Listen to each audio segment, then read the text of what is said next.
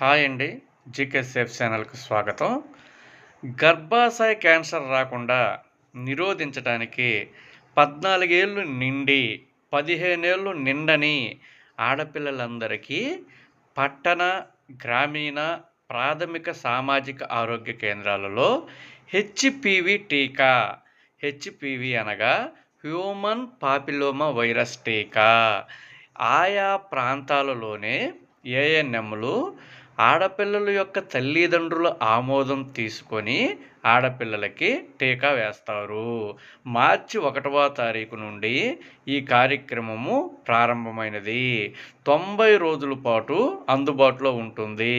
కాబట్టి ప్రతి ఒక్క ఆడపిల్ల కూడా ఈ హెచ్‌పివి టీకాని వినియోగించుకోవాలని చెప్పి తెలియచేస్తున్నాను. ఇది ప్రభుత్వం ప్రతిష్టాత్మకంగా చేపట్టినటువంటి కార్యక్రమము.